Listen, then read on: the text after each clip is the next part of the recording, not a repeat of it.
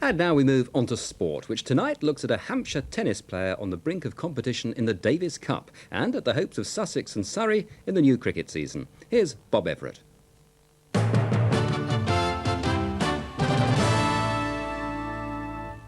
Well, while the football season moves relentlessly on tomorrow, with Southampton, Portsmouth and Aldershot battling to pull clear of the relegation zone, and Brighton and Bournemouth pressing for promotion, like the cricket season, Britain's tennis season is coming to life at the moment, but it's already in full swing for one young man from Hampshire. 21-year-old Chris Wilkinson, who's from Fair Oak in Hampshire, has recently been chosen for Britain's Davis Cup squad by the new coach Tony Pickard. He's hoping to make his debut against Poland at the end of the month. I caught up with him in Southampton today, practically the first time he's been home since his selection. Chris Wilkinson's feet haven't touched the ground since his selection for the squad. Today, the 21-year-old from Fair Oak was back home after tournaments in Rome and Zaragoza, reliving the moment he heard of his selection.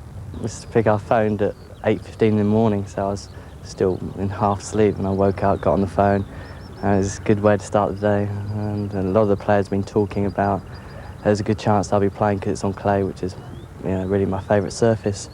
And so I knew I was in with a shout, but still surprised hearing. And it's just great news. Since taking up tennis seriously in Eastleigh as an 11-year-old, Chris has moved steadily up the British tennis ladder. He was 3 times finalist in the British Junior Championships, and that after deciding on tennis rather than football as a career. He had schoolboy trials with Southampton and Coventry. How did you feel about that at the time? I'm not quite sure really, because I come from a footballing family. My father was a pro footballer and I played some reasonable football, so a mixture, I think, of disappointment, but I knew he was a little bit special at tennis, so you make the most of it.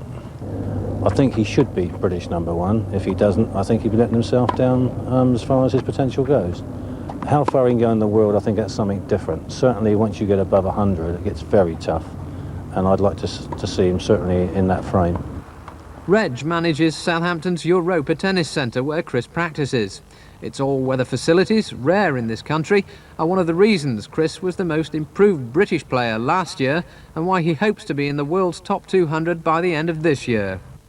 Chris practices 4 to 5 hours a day, and in his build-up this season he's had a dream partner, the legendary Bjorn Borg, who's making a well-publicised comeback. At first it was a bit strange because I used double-handed backhands, and the very first ball hit on my backhand I felt as though I was copying him. So I hit a few slice backhands and then gradually got some confidence to hit the ball properly. But it's playing with a legend, it's great. How did you go on? Did you hold your own? We played a couple of sets and I beat him. After that bombshell, Chris departed to prepare for another workout with Borg at Queen's Club in London tomorrow, in the car he bought with winnings from Wimbledon last year. A sample of the rewards that could be his if the Davis Cup brings him personal success. Nice winning.